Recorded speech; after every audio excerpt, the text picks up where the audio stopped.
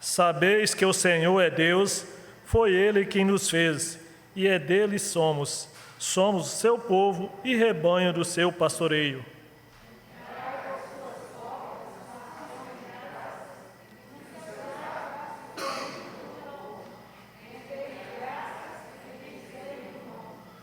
Todos, porque o Senhor é bom e a sua misericórdia dura para sempre, e de geração em geração a sua fidelidade. Convido a igreja a abrir o nosso zinário no hino 19. Hino 19.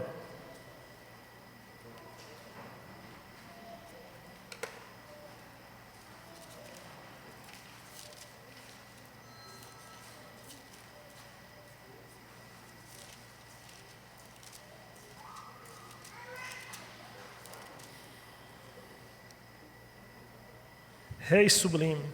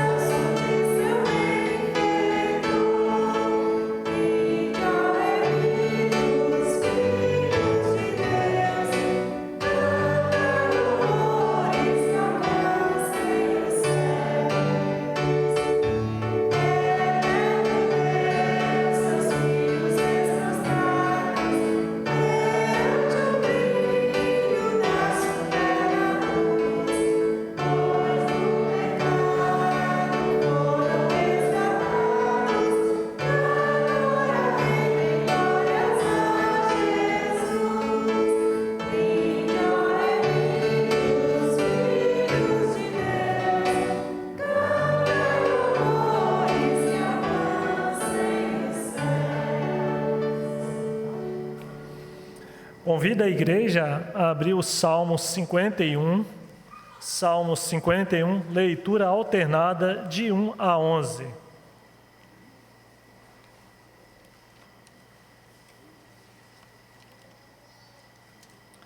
Salmo 51, de 1 a 11, leitura alternada. Confissão e arrependimento. Compadece de mim, ó Deus, segundo a tua benignidade e segundo a multidão das tuas misericórdias, apaga as minhas transgressões.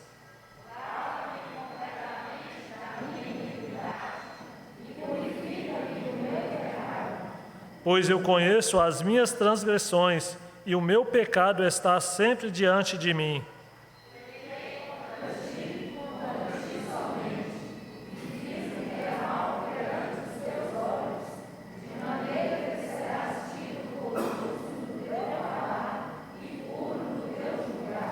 Eu nasci na iniquidade e em pecado me concebeu minha mãe.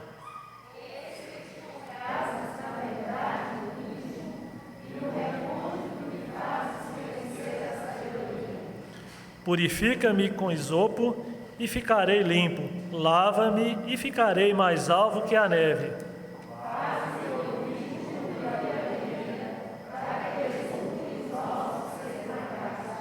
Esconde o rosto dos meus pecados e apaga todas as minhas iniquidades.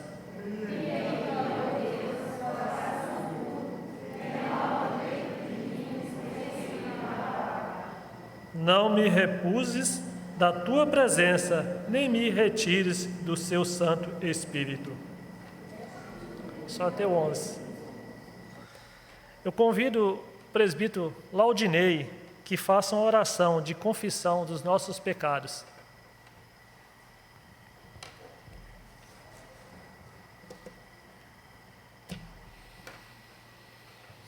Senhor nosso Deus e eterno Pai, estamos diante da Tua augusta e excelsa presença, Senhor. Sabedores que nós somos pecadores, que nós a cada instante nós causamos lágrimas aos Teus olhos, nós recorremos diante do Teu altar, à Tua presença, suplicando, Senhor, que o Senhor esteja nos purificando, Senhor, e fazendo-nos mais alto do que a neve, ó Pai. Senhor Deus, que o Senhor tenha misericórdia do Teu povo, que o Senhor tenha misericórdia dos Teus filhos, Senhor, que a cada instante, Senhor, nós pecamos por pensamento, por palavra, por omissão, e que o Senhor há de colocar em nós, Senhor, condição de estar reconhecendo que somos miseráveis, mas que o Senhor é o Deus da graça, o Senhor é o Deus misericordioso, o Senhor pode nos perdoar, e por isso, Senhor, nós recorremos a Ti, porque ainda, Senhor, a palavra não chegou em nós, Senhor, e que o Senhor já conhece todos, o Senhor conhece o nosso interior, conhece o nosso coração, e por isso, ó Pai, nós Te suplicamos, venha ter misericórdia de nós, o Teu povo, ó Pai. Ó Deus, que nós possamos prestar o culto que o Senhor merece, que é devido ao Teu santo nome. Purifica os nossos lábios e envia-nos a fazer a Tua vontade.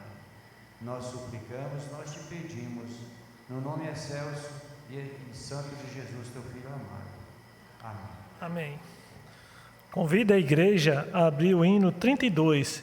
Na hora que estiver cantando este hino, é a hora oportuna. Aqueles que estiver preparado para seus dízimos e ofertas, esta é a hora oportuna. Hino 32.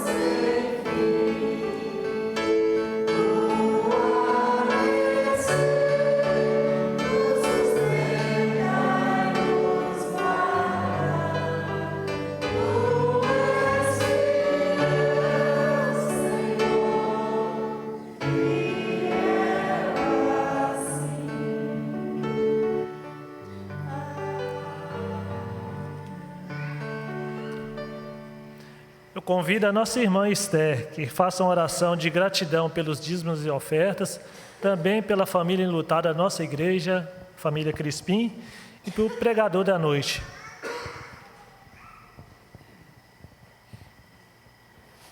Querido Deus, nosso Pai Celeste, nós estamos gratos, ó Deus, a Ti nesta noite, porque nós podemos, ó Deus, depois deste dia, o dia dedicado ao Senhor, estarmos aqui na Tua casa nesta noite, parte do Teu povo, para unidos, ó Deus, prestar um culto ao Senhor que a Ti devemos. Graças Te damos, ó Deus, pelas nossas vidas e por tudo que o Senhor tem feito por nós. Nesta hora, ó Deus, nós oramos em favor da família enlutada na nossa igreja. Que o Senhor tenha misericórdia, ó Deus, e continue sustentando os nossos irmãos, consolando, ó Deus, porque o Senhor é o Deus de toda consolação. Fortaleça, Pai, os nossos irmãos, meu Deus.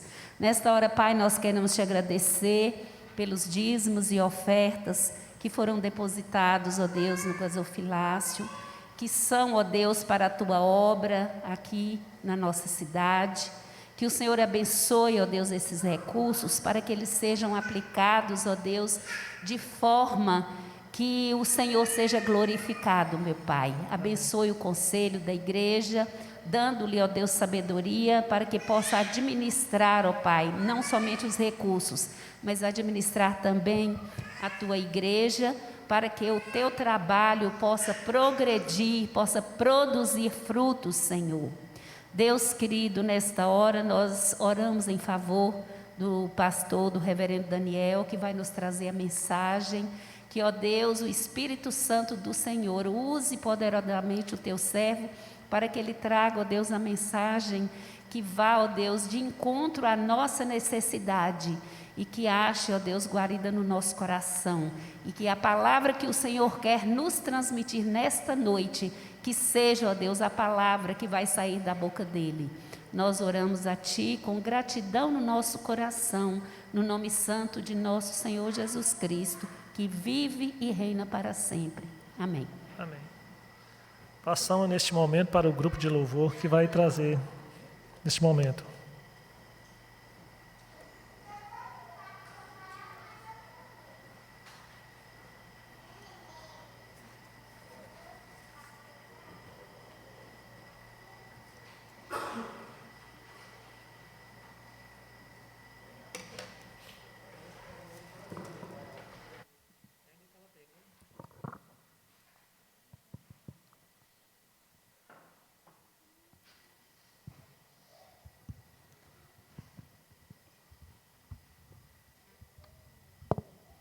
Boa noite, irmãos. Vamos estar louvando ao Senhor com os cânticos espirituais. Pedimos àqueles irmãos que puderem se colocar de pé e vamos estar cantando o cântico. Hoje é tempo de louvar a Deus. Espírito.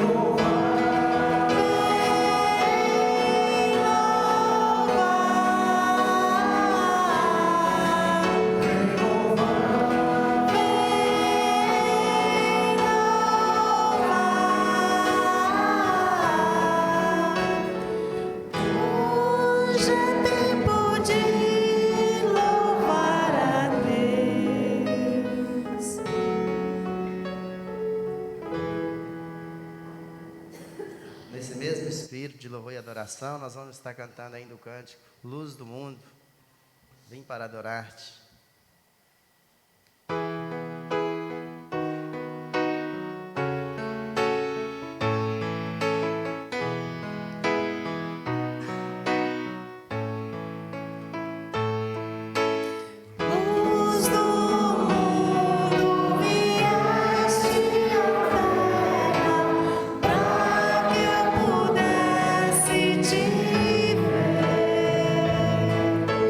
Tua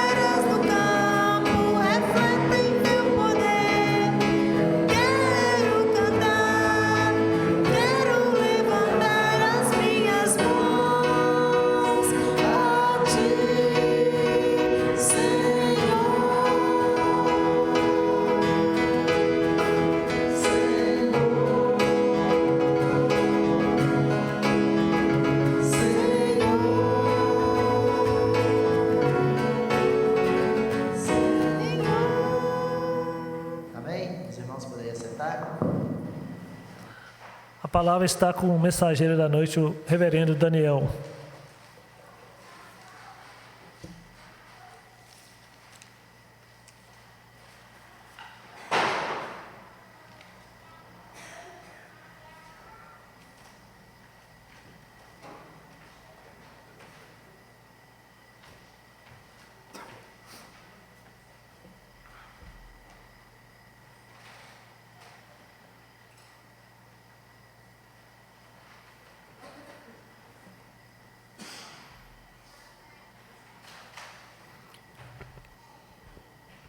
Meus irmãos, boa noite.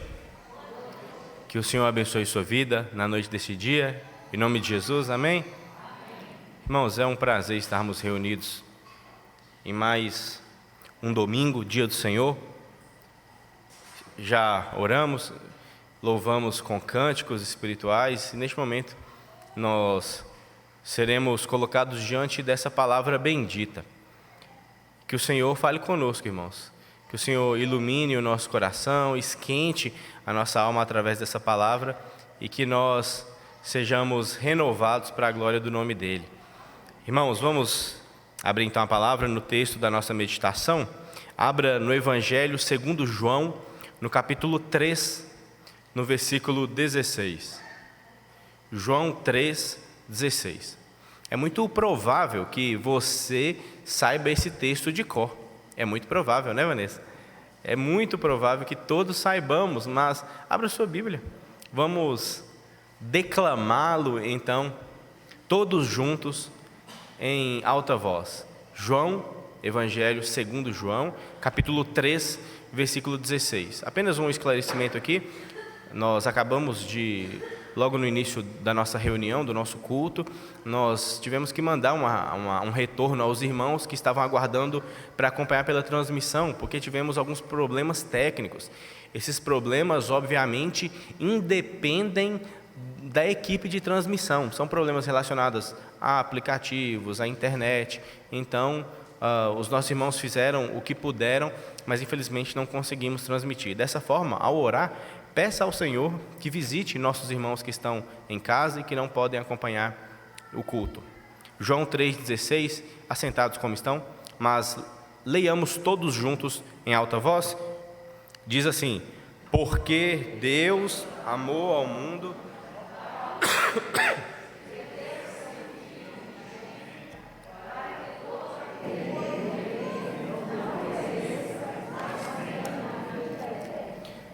Vamos orar? Senhor bendito, nós louvamos a Ti, porque a Tua graça tem nos alcançado, Senhor, apesar de nós. E o Senhor tem nos suprido, Senhor, dessa graça, de tal forma que nós ficamos constrangidos ao termos ciência disso, Pai. Obrigado, Pai, por essa igreja, obrigado, Senhor, porque a Tua palavra tem sido pregada aqui. E nessa noite nós pedimos, Senhor, que mais uma vez o Senhor fale conosco através dessa exposição, dessa reflexão, Pai. Que apesar de mim, que sou tão falho, tão pequeno, que o Teu Santo Espírito leve uma mensagem mais clara, mais profunda ao coração da Tua igreja, Pai. Assim nós oramos gratos ao Senhor e fazemos em nome de Jesus. Amém. Irmãos, eu tenho 34 anos. Revelei minha idade. Mas não tem problema, homem não tem problema com idade não, né? Né, Rafa? Eu tenho 34 anos e eu confesso que eu passei por poucas experiências traumáticas na minha vida. Mas uma experiência que aconteceu, que eu tive há pouco tempo, há alguns anos, de fato foi bem traumática. Eu participei, acompanhei um velório de uma pessoa, de um conhecido, e essa pessoa não conhecia ao Senhor, bem como a sua família, não conheciam ao Senhor. Mas você pode estar pensando, mas isso é algo que acontece sempre, sim, de fato. Mas o que tornou essa experiência traumática foi o fato de as pessoas naquela ocasião estarem profundamente desesperadas, profundamente desconsoladas, profundamente aflitas. Algumas pessoas desmaiaram, Pessoas choraram compulsivamente e até tentaram se jogar em cima do caixão quando o caixão estava descendo a sepultura. Aquilo me marcou muito. E eu comecei a refletir sobre a esperança da glória que eu e você temos. Irmãos, a pessoa que parte sem a garantia dada por Cristo, ela vai deixar um buraco gigante na sua família, porque a sua família nunca vai ter a certeza do destino daquela pessoa. Mas as pessoas que têm a oportunidade de ouvir o Evangelho, de se submeterem ao senhorio de Cristo, essas pessoas, ao partirem, vão fazer com que os seus familiares fiquem consolados pelo Senhor, porque os familiares têm a garantia, têm a certeza sobre o destino daquela pessoa. Irmãos, normalmente as pessoas que não conhecem ao Senhor, elas, ao se depararem com a morte, elas ficam desesperadas, porque elas não têm a certeza do pós-vida. Tudo é muito incerto. Aqui, Jesus está tratando, sobretudo, acerca do momento pós-vida, sobretudo sobre uma eternidade juntamente com Ele. O nosso Senhor está diante de Nicodemos e a conversa tem como tônica a discussão sobre a vida. E Jesus ensina que para que aquele homem visse o reino de Deus, seria necessário que ele nascesse de novo. E nós sabemos que Nicodemos foi um pouco resistente, porque ele não entendeu a metáfora, ele não entendeu a lógica da regeneração, do nascer de novo. Como poderia eu, Senhor, eu tão velho, eu vou voltar para a barriga da minha mãe? Nós temos até um filme que mostra uma pessoa que nasce velha, né, e depois fica nova. Acho que é o curioso caso de Benjamin Button. Mas não é o caso aqui, irmãos. Jesus estava querendo dar um ensinamento a Nicodemos, mostrando elementos sensíveis, elementos da realidade, para que ele tivesse uma noção sobre verdades eternas. Nicodemos não entendeu bem a questão e Jesus continua afirmando que é necessário que ele mesmo, como Senhor, ele fosse levantado entre os homens, que ele fosse pendurado no madeiro, que ele fosse crucificado para cumprir tudo aquilo que havia sido predito pelos profetas, pela lei, por todas as estruturas tipológicas do Antigo Testamento. Jesus tinha que padecer, a fim de que essa nova vida pudesse chegar a Nicodemos, e a mim e a você também. Era necessário que Cristo padecesse. Então Jesus continua explicando acerca desse grande propósito maravilhoso de Deus. E agora preste bem atenção. João, ao relatar isso, ao relatar essas narrativas, está nos ensinando em um único versículo, no capítulo 3, no versículo 16, um resumo da grande obra da salvação dos crentes.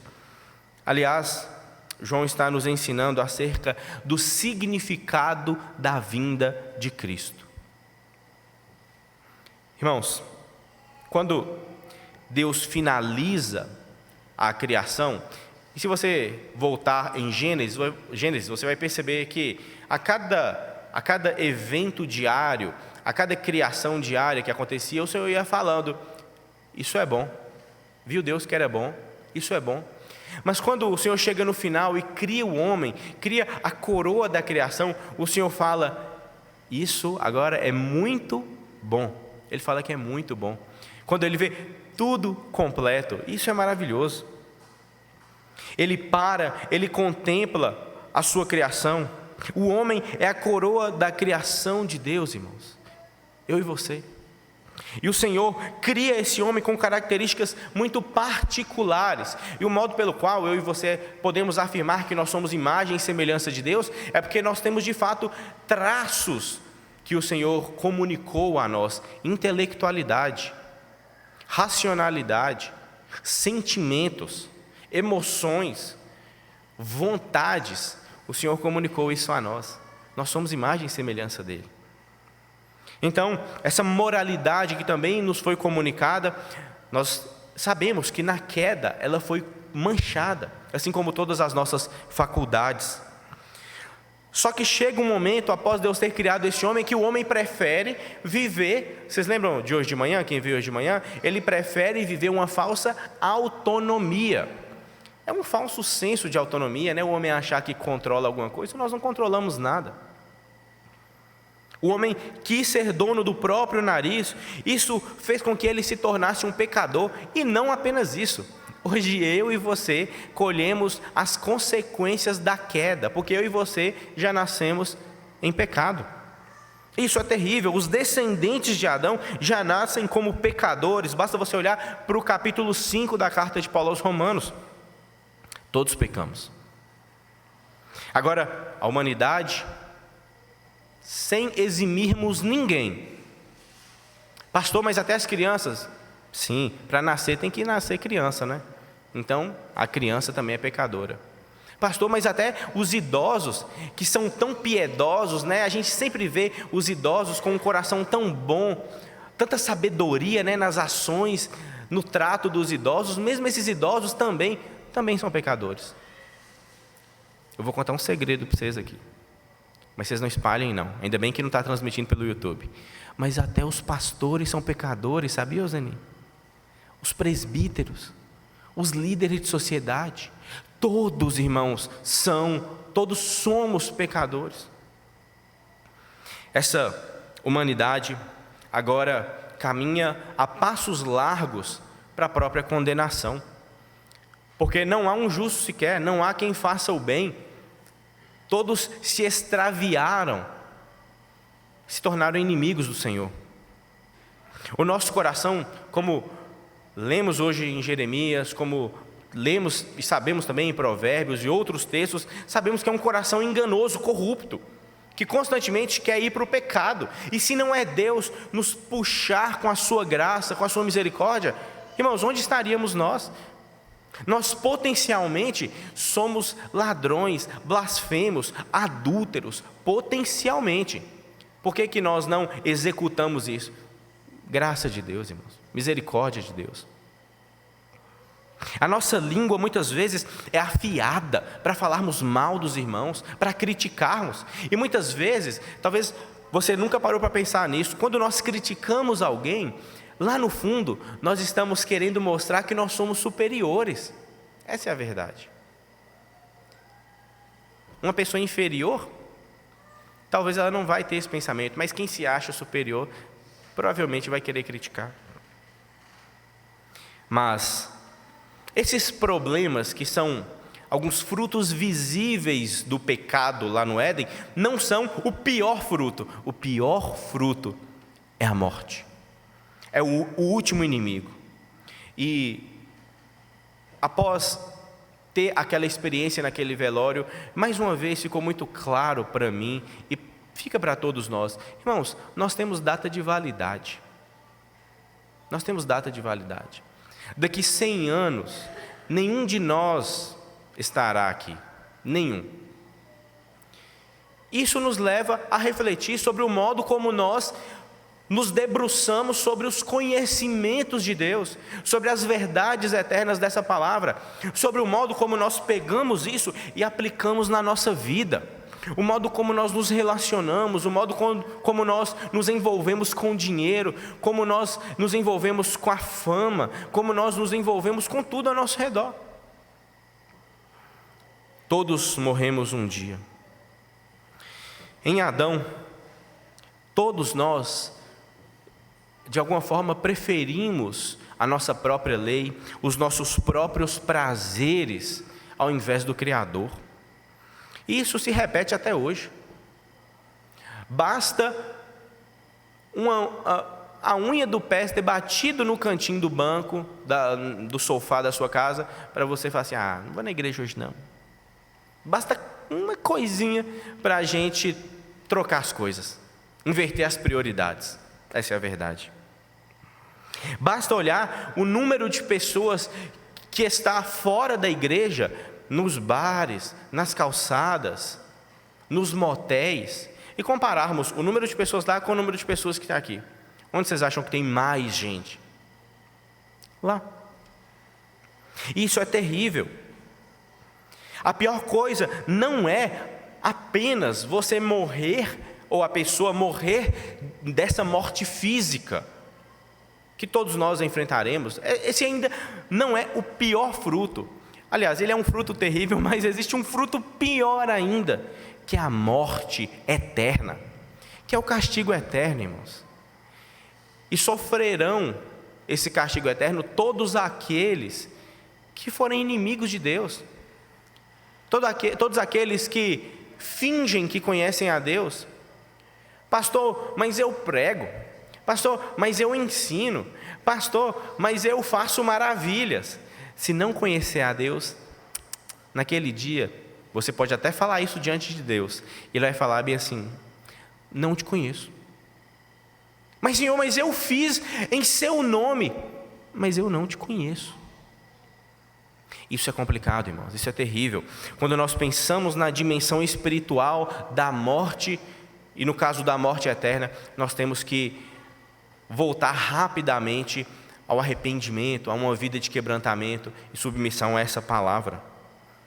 Quando o homem peca contra Deus, ele fica sendo digno da ira e da justiça de Deus. Então, todo homem, via de regra, deveria receber o castigo eterno, passar a eternidade sofrendo as piores dores possíveis, porque pecou contra quem? Contra Deus.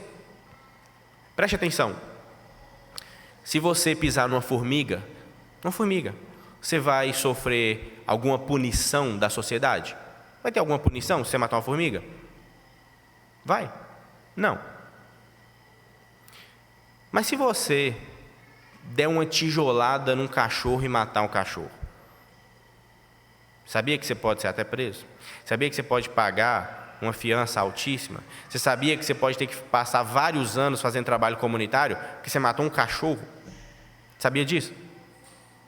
Você percebe que existe um nível de gradação entre a formiga e o cachorro? O cachorro é como se ele tivesse uma qualidade maior que a formiga, de modo que se você matar um cachorro, vai acontecer uma coisa ruim com você. Se você matar uma formiga, nada. Agora, vamos aumentar essa gradação. E se você matar um ser humano? As consequências serão piores, não é? Você está pensando, já está entendendo onde é que eu quero chegar? Uma ofensa contra uma formiga não vale nada. Uma ofensa contra um cachorro, você já vai sofrer punição. Uma ofensa contra um ser humano é mais grave e você vai sofrer uma punição maior ainda. Mas e se você cometer uma ofensa contra o Deus eterno? Qual que será a sua punição? Sua punição não pode ser menor do que uma punição eterna. Você está entendendo? É por isso que nós temos que ter essa consciência sobre quem é Deus, sobre a vontade dEle para nós, sobre o nosso pecado e sobre o que devemos fazer para glorificá-lo. Está tudo na palavra. Meu Deus, como resolver então, Senhor, esse problema do pecado? Nós nunca te escolheremos, Senhor. Como então nós seremos salvos? Diante de uma humanidade depravada, inclinada ao erro, pecadora, Deus decide então entregar Cristo, seu Filho, a fim de que nós fôssemos salvos através da sua obra ali na cruz. Deveríamos ser nós a padecer, mas Ele se entregou por nós, irmãos. Se você olhar para o Antigo Testamento, principalmente em Levítico, em Deuteronômio, você vai lembrar que para que haja purificação, tem que haver derramamento de quê? De sangue. Era toda essa estrutura que existia no Antigo Testamento. Mas tudo isso culminou onde? Em Cristo. De modo que o sacrifício dele, a morte dele, ela é suficiente para alcançar todos nós para a glória de Deus. É por isso que é possível nós andarmos em novidade de vida e mudarmos as nossas trajetórias talvez até diariamente, constantemente, sempre renunciando àquilo que desagrada ao Senhor.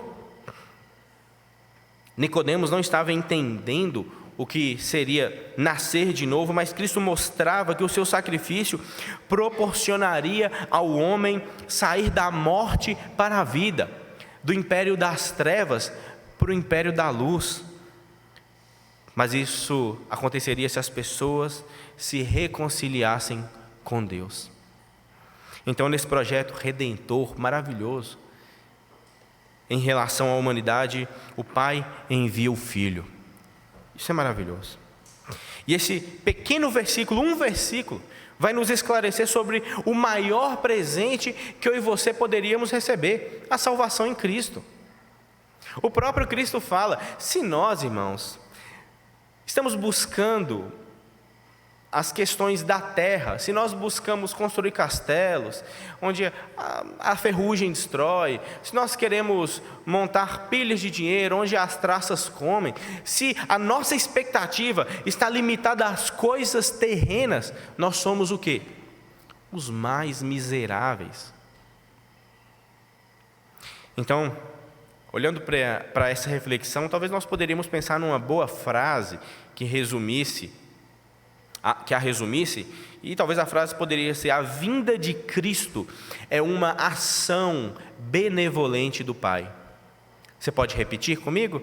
A vinda de Cristo, vamos organizar, eu vou falar e vocês repetem após mim. A vinda de Cristo é uma ação benevolente do Pai. Agora eu quero te lembrar sobre aulas de física que talvez você tenha tido no seu ensino médio, provavelmente. Imagine que eu vá cometer uma ação aqui. A ação que eu farei será pegar esse copo daqui e passar esse copo para cá. A minha ação foi mudar o copo. Mas para que o copo fosse mudado, algo deveria estar, ou esteve, por trás do copo, para que a ação ela acontecesse. Ou seja, essa ação teve uma causa. O que é que causou essa ação? Qual foi a causa dela? A força que eu peguei aqui e coloquei para cá. Quando a causa faz com que a ação aconteça, a ação gera um efeito. E qual é o efeito que eu gostaria com a minha ação? Colocar os copos separadamente, porque eu acho que é mais bonitinho assim, fica mais simétrico, fica mais legal, fica melhor para quem está vendo. Toda ação, ela tem uma causa, algo que gera essa ação, e toda ação produz um efeito. Isso vale para tudo na nossa vida. Você pode pensar em qualquer coisa. Hoje, por exemplo, nossos irmãos estão tocando aqui. Qual que é? O Alex estava ali tocando. Qual que seria a causa dessa ação? A causa é o Alex ali atrás. Ele que está fazendo com que a ação aconteça. E qual que é o efeito dessa ação? A igreja cantando, a igreja louvando, conduzindo os cânticos. Então toda ação, irmãos, preste atenção, toda ação tem uma causa e um efeito. Quando nós olhamos para a ação benevolente de Deus, em João 3,16, nós podemos falar sobre a causa e o efeito da ação de Deus também. Pastor, mas quer dizer que só tem essa causa, só tem esse efeito? Nesse texto, sim, mas nós poderíamos falar de outros. Mas como a gente está refletindo sobre esse hoje, nós vamos falar sobre ele. Então, qual que seria a ação de Deus nesse texto? Enviar o seu Filho. Todo mundo está comigo? Enviar o Filho é a ação de Deus. Mas qual que é a causa?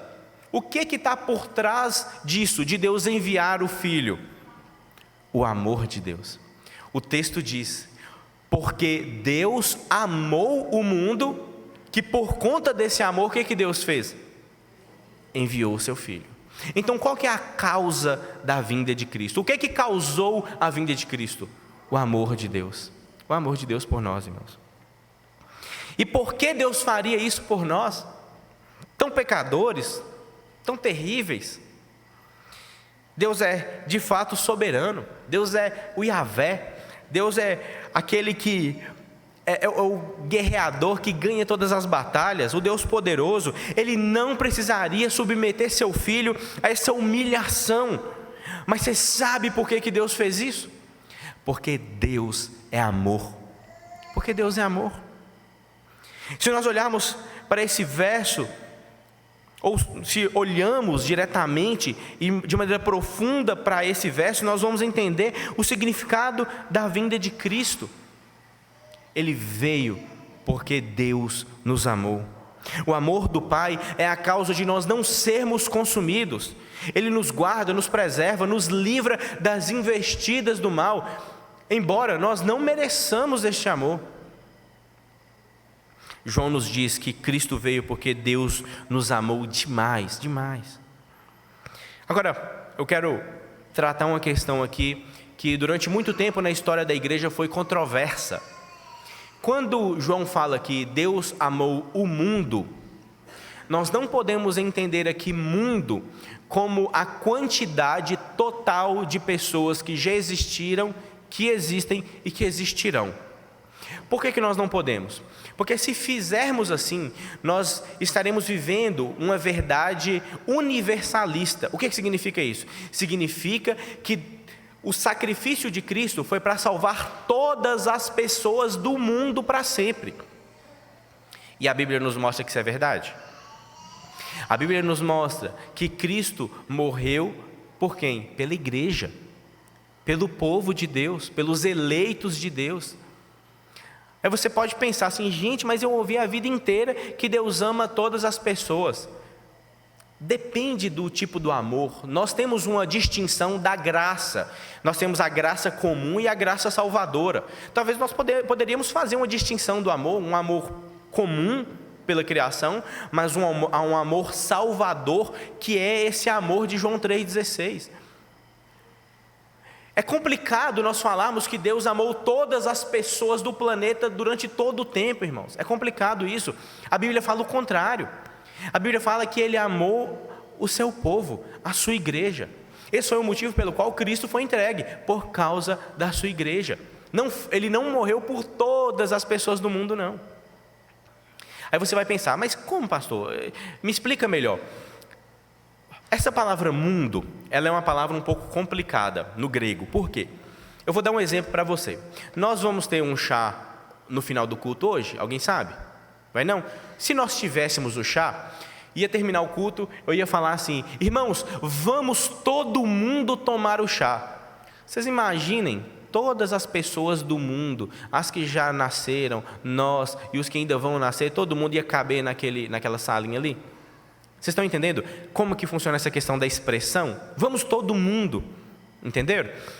Outra coisa, o próprio apóstolo João, quando ele fala aqui que Deus amou o mundo, se a gente está falando aqui que mundo se refere a todas as pessoas, sem exceção, o que nós vamos fazer quando João escreve lá na sua epístola que nós não devemos amar o mundo? Então nós não devemos amar a todas as pessoas, sem exceção? Não ameis o mundo, nem o que no mundo há. Se alguém ama o mundo, o amor do Pai não está nele. Então, irmãos, mundo aqui se refere a um grupo fechado de pessoas, conhecido como a Igreja de Cristo, a noiva de Cristo. Aqueles pelos quais Cristo morre são aqueles que foram escolhidos pelo Pai na eternidade. Se você abrir sua Bíblia, por exemplo, em Marcos, capítulo 14, no versículo 24, você vai ter uma noção melhor. Lá fala, Cristo diz que o seu sangue seria derramado, ou foi derramado, a favor de todos? Não. A favor de quem? Dos que creem. A favor de muitos. Não é de todos, é de muitos. Vocês estão entendendo? Então, por isso nós não podemos forçar o texto. O texto não diz todas as pessoas do mundo. Aqui, esse mundo aqui tem também um sentido de que Deus amou a todas as pessoas sem distinção e não sem exceção. É diferente. Isso significa o quê? Que Deus pode ter amado um lourinho? Sim. Mas também um negro? Sim. Um asiático? Sim, também. Não há distinção para que o amor atinja a pessoa. Mas nós não podemos afirmar que ele amou a todos sem exceção. Nós acabamos de ler aqui em Marcos capítulo 14 que isso não é possível. Então, irmãos, a palavra de Deus quer nos dizer que Deus amou os seus escolhidos tanto, mas tanto, que entregou o seu único filho por esses escolhidos de Deus, pelos filhos de Deus. E o amor de Deus por nós fez com que o pior acontecesse com Cristo, para que o melhor acontecesse conosco. Cristo sofreu dores terríveis para que eu e você pudéssemos gozar alegrias inefáveis. Cristo foi escarnecido para que eu e você pudéssemos ser honrados. Cristo também, irmãos, Ele morreu numa morte de cruz terrível para que eu e você pudéssemos ter vida. Essa foi a causa da ação de Deus. Por que Deus enviou Cristo? Porque Deus nos amou. E essa ação, ela teve também um efeito, ela teve um resultado. Qual que é o resultado? A nossa salvação. Porque o texto nos diz que Ele amou o seu povo, amou os seus escolhidos, o mundo, no caso do texto, de tal maneira que entregou a Cristo, a fim de que todo aquele que crê em Jesus, o quê? Não pereça, mas tenha vida eterna. E é interessante porque o próprio versículo também explica sobre a questão do mundo. Não pode ser todo mundo a ser salvo, sabe por quê? Porque para que a pessoa seja salvo, João 3,16 afirma, ela tem que crer em Jesus, a fim de que todo aquele que nele crê. Então, irmãos, se nós já sabemos sobre a causa, agora nós sabemos qual que foi o efeito dessa obra e dessa ação benevolente de Deus, a nossa redenção, a nossa salvação. Qual o propósito de Deus em tudo isso? O propósito de Deus através da encarnação de Cristo, na verdade são dois, é um propósito duplo. Primeiro, a glória de Deus, Ele é glorificado nessa obra, nessa ação, mas também Ele faz com que eu e você sejamos reconectados à videira, chamados de volta ao relacionamento santo com o Pai. É a nossa salvação. Quando Adão peca, todas as pessoas nasceriam em pecado. Eu e você não conseguimos ficar, por mais esforçados que nós sejamos, diligentes e piedosos, nós não conseguimos ficar 1 hora, 1 minuto, nada sem pecar, nada. É pecado quando você profere palavras mentirosas? É pecado? É pecado quando você toca em coisas que Deus não agrada, coisas que Deus manda você não tocar? É pecado? É pecado. Pecados são tanto sensíveis, tangíveis a respeito das nossas ações, quanto também no nosso interior, na nossa mente. Então, eu vou fazer uma experiência aqui muito breve, só para você entender que mesmo que eu peça encarecidamente para você não pecar, você vai pecar e agora. Então, eu peço a você, feche seus olhos. Você não vai, por favor, gente, por favor, irmãos, vocês não vão, por favor, não. Você não vai imaginar você me estrangulando e apertando meu pescoço agora. Por favor, não imagine isso. Não imagine. Ok, pode abrir os olhos. Ninguém imaginou não, né, irmãos? Não passou pela sua mente você assim em mim, não. Passou? Dona Esther, a senhora está rindo. Que perigo. Olha para você ver. A senhora está entendendo? Mesmo que eu peça a você para não pecar, eu te peço encarecidamente. Aqui é um exemplo muito precário, simples. Mas, irmãos, o nosso pecado, ele independe muitas vezes da nossa própria vontade, porque ele está conectado a uma condição inerente da humanidade. De modo que minha filha, De modo que essas criancinhas aqui, mesmo que não tenham pecados visíveis, elas ainda estão sob a condição de pecadoras. É por isso que eu e você precisamos da redenção em Cristo, porque por nossa conta, mesmo que eu peça aqui, você vai pensar besteira, você vai querer imaginar me estrangulando. Vocês estão entendendo? Como trabalhar isso então? Como tratar isso? Deus, no seu infinito amor, entregou o seu Filho para fazer por nós o que o primeiro Adão não conseguiu. E Paulo fala aos Romanos, o primeiro Adão falhou, ele desobedeceu, ele foi fraco. Mas o segundo Adão, Cristo, o cabeça de uma nova raça, ele não falhou, ele foi perfeito, ele cumpriu, mesmo se submetendo à lei, cumpriu a lei. E assim, nos resgatou o relacionamento que havia se perdido por conta do nosso pecado. Ele foi vitorioso e venceu até o último inimigo, o inimigo que eu e você mais tememos, que é qual? A morte. Ele venceu a morte, e é por isso que eu e você a venceremos também. Nós podemos, irmãos, passar pela morte física, mas nós jamais passaremos pela morte eterna, porque nossa alma está guardada em Cristo, no nosso Deus. Por isso faz muito sentido nós entendermos que o efeito da vida de Cristo é a salvação das nossas almas, é a nossa redenção, é a vida eterna. João nos afirma que Deus amou tanto os seus escolhidos que entregou a Cristo, a fim de que os eleitos tivessem um objeto para depositar a sua fé. Nós não podemos ter fé na fé, a nossa fé tem que ser sempre fé em Cristo, para que seja uma fé vívida, uma fé operante. O amor do nosso Deus deve nos constranger, deve nos alimentar, deve nos motivar na nossa caminhada, porque é através desse amor, dessa ação, dessa obra salvífica, salvadora do Senhor, é que eu e você, nós já pela fé nos assentamos nos lugares celestiais em Cristo Jesus.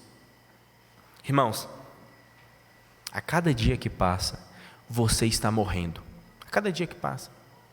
A cada dia que passa, eu me alimento melhor, eu pratico exercício, eu pratico atividades físicas, eu faço exames, mas irmãos, por mais que eu queira segurar a minha vida nas minhas mãos, lentamente a minha vida escorre pelos dedos, e eu não consigo segurá-la. Cristo diz que eu e você não conseguimos acrescentar um côvado à nossa vida, ou seja, nós não conseguimos acrescentar um segundo à nossa vida. A nossa vida tem que estar constantemente sendo colocada nas mãos dEle, para que Ele a proteja, guarde, preserve, sustente, alimente. Irmãos, Cristo nos proporciona uma nova vida, uma vida transformada. Cristo nos salva. E quando nós pensamos em salvação desta vida passageira ou nessa vida, nós temos que entender que Jesus, Ele quer e de fato nos dá uma boa passagem por essa vida. Nós somos felizes, não somos? Nós temos família, nós temos sustento, nós temos, irmãos, muito mais do que nós precisamos para viver, muito mais.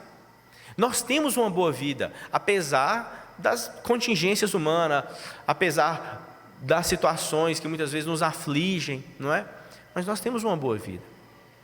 Mas Cristo, além dessa boa vida, dessa boa passagem aqui, Ele quer nos garantir algo muito maior que isso, algo muito superior, algo muito mais excelente do que o que vivemos aqui.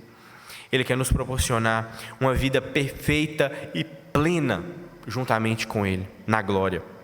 Uma vida eterna, uma vida gloriosa. Eu e você gozamos bênçãos aqui nessa terra, mas essas bênçãos são infinitamente menores do que as bênçãos que nós gozaremos na glória com Cristo. Todos nós vivemos muitas vezes esquecendo que um dia nós vamos morrer, mas nós morreremos, irmãos, algum dia. Nós também prestaremos conta de tudo que fazemos e de tudo que não fazemos. Uma vez, uma pessoa, uma irmã, falou comigo: pastor, mas eu, por exemplo, para eu não pecar nessa área, eu me omito.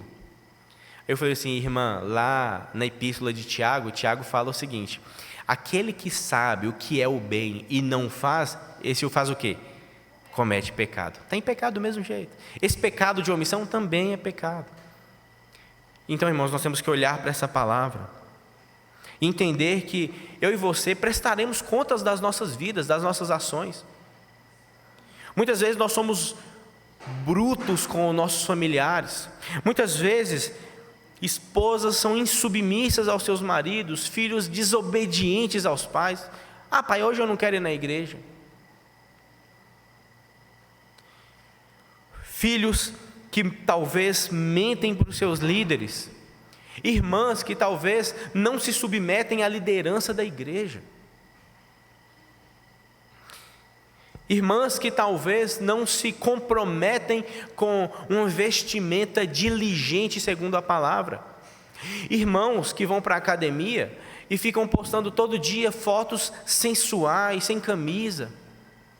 Irmãos, nós prestaremos conta disso, irmãos. Nós prestaremos conta. Nós podemos viver uma mentira. E eu poderia falar bem assim, carpe diem. Sabe o que é carpe diem? Aproveite seu dia, viva seu dia, faça isso, não tem nada a ver não. Deus está preocupado com seu coração. Mas não é isso que a palavra nos mostra, irmãos. Nós prestaremos conta. E se nós não falarmos isso, nós seremos cobrados por isso. O que você tem feito com sua vida, meu irmão, minha irmã? Pessoas que estão talvez no nosso meio, que foram batizadas, receberam o batismo, fizeram a profissão de fé, mas não vivem com a mente em Cristo, vivem cometendo os mesmos erros. Pessoas que talvez até participam da ceia indignamente. É como se todas essas pessoas que afirmam que conhecem a Cristo, que afirmam que estão debaixo dessa ação benevolente e maravilhosa, essas pessoas que estão aqui na igreja, na casa do Senhor, mas que vivem nos bastidores de maneira contrária à Bíblia. É como se eu fizesse isso, se você fizesse isso, é como se nós nos assentássemos na mesa de Cristo e colocássemos os nossos pés em cima da mesa e não dessemos a mínima para o que Cristo está falando. Pessoas muitas vezes que enganam, que mentem, que manipulam a verdade com um jeitinho brasileiro. São pessoas que precisam constantemente olhar para a palavra, assim como todos. Pessoas que precisam olhar para essa obra, entender essa obra de salvação, se submeter a ela. Irmãos, todos estão mortos, mas Cristo tem vida para dar. Não uma vida pecaminosa, mas uma vida irrepreensível. E a vida que Cristo tem para nós é uma vida de santidade. Pastor, mas viver de acordo com esses princípios é muito retrógrado. Você vai pagar um preço. Pastor, mas viver segundo essas premissas, segundo esses valores aí, as pessoas vão me ridicularizar. É o preço. E nós estamos dispostos a pagarmos o preço por sermos chamados de filhos de Deus, de santos, de raça eleita de Deus? Normalmente, ao virmos para a igreja, ao virmos para o culto público, eu e você nos assentamos ao lado dos nossos familiares, ao lado dos nossos amigos, ao lado de pessoas próximas. E a verdade é que essa pessoa que está do seu lado, ela vai morrer algum dia. A pessoa que está ao seu lado, mais cedo ou mais tarde, vai morrer. Talvez você vá primeiro, talvez ela vá primeiro. Mas como eu disse, daqui 100 anos, nenhum de nós estará aqui. Se Cristo não tiver voltado e arrebatado a igreja, cada um de nós vai ser chamado individualmente à presença dEle. A morte vai chegar a todos nós, e eu pergunto, o que você tem feito com a sua vida? Eu não quero trazer uma questão meramente moralista aqui, não é esse o meu intuito. Meu intuito é expor esse texto e te trazer a reflexão sobre como você tem andado diante do Senhor. Se é que tem andado, né? Porque muitas vezes nós achamos que estamos abafando, mas quando a gente está ali no nosso quarto e a gente se fecha ali em oração, a gente chora, porque a gente começa a pensar, meu Deus, o que eu estou fazendo? Eu estou tão distante do Senhor, eu não estou lendo a Bíblia, eu não estou conhecendo o Senhor através da palavra. Minhas orações são só pedir. Eu só quero que o Senhor me abençoe, mas eu não faço nada, eu não sirvo ao Senhor de maneira diligente. O que você tem preparado? Você tem a confiança de que se você for chamado à glória ou à eternidade, você vai encontrar a Cristo e viver com Ele plenamente? Ou você ainda precisa consertar algumas questões na sua vida, consertar alguns aspectos, entender mais sobre o Deus da palavra, o Deus Criador?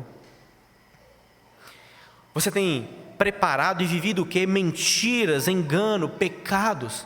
Ou você tem frutificado com amor, paciência, piedade, benevolência? Deus te amou. Ame as pessoas que estão ao seu redor. Deus cuida de você, cuide também das pessoas, cuide dos seus familiares, cuide da sua igreja. Deus te deu uma igreja abençoada, trabalhe na sua igreja, para a glória de Deus. Deus te deu sustento, seja o melhor profissional para a glória de Deus. Deus te deu um lugar para você estudar, seja o melhor aluno para a glória de Deus. O Evangelho nos diz que Deus nos amou, isso fez com que Ele enviasse Seu Filho para nos salvar, e isso gerou um efeito maravilhoso, que foi a nossa salvação. Mas para que nós nos apropriemos dessa salvação, nós temos que ter fé em Jesus. E essa fé, eu quero ressaltar que não pode ser uma fé estática. Eu tenho fé em Deus e não venho na igreja, não adianta nada. Não adianta nada. Sabe por quê? Porque uma fé sem obras é uma fé o quê? Morta. Eu tenho muita fé em Deus, o importante é a fé em Deus. Mas você machuca o seu irmão com palavras. Que fé é essa? A fé gera obras. Obras são evidências de uma fé operosa, verdadeira. Mas para que tudo isso aconteça, essa fé tem que estar firmada em Jesus. Eu sei que pode haver no nosso meio pessoas que talvez precisem consertar suas vidas diante de Deus. Eu sei que pode haver alguém que está ouvindo essa mensagem e que queira ter de fato um encontro com Cristo verdadeiro, com Cristo da palavra. Pessoas que, como Nicodemos, estão começando a entender sobre a obra de Cristo e querem ter essa nova vida, uma vida transformada. Que essa palavra, irmãos, frutifique no nosso coração. Que nós entendamos que essa obra não foi feita por acaso, ela tem um efeito glorioso. E esse efeito é sobre a minha vida, sobre a sua vida.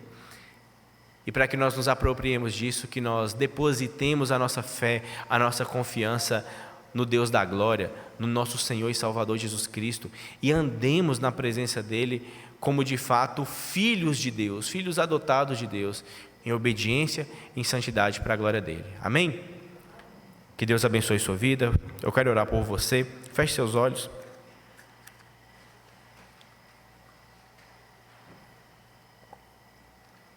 Senhor nosso Deus,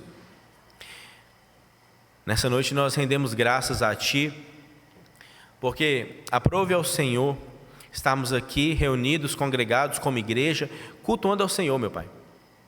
Que o Senhor receba o nosso culto, receba o nosso louvor, nossa adoração, e que nós saiamos daqui, Senhor, desafiados, não somente a mudarmos algum comportamento, mas sobretudo buscarmos conhecer o Senhor, buscarmos entender sobre essa obra, buscarmos estudar mais a Tua palavra e meditar nela, Senhor, porque esse é o nosso problema.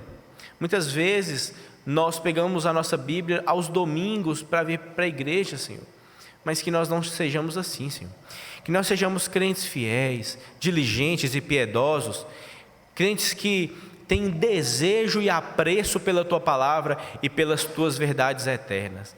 Assim nós pedimos ao Senhor que a partir daí o Senhor de fato mude a nossa vida, o nosso comportamento, os nossos hábitos, e que mudemos para a glória do Senhor. Abençoe, Senhor, meus irmãos e irmãs que nessa semana vão trabalhar, vão estudar, vão se envolver com a sociedade. Que o Senhor ajude a cada um e preserve também, Senhor. Visite aos nossos irmãos que não puderam acompanhar, não puderam cultuar o Senhor juntamente conosco de maneira virtual. Que o Senhor alcance a cada um segundo a Tua graça e misericórdia. Assim nós oramos ao Senhor gratos e fazemos em nome de Jesus. E agora, irmãos, que a graça do nosso Senhor Jesus e o amor de Deus, nosso Pai, e a comunhão e as consolações do Espírito Santo de Deus seja com todos vós, amados irmãos, hoje e para sempre. Amém.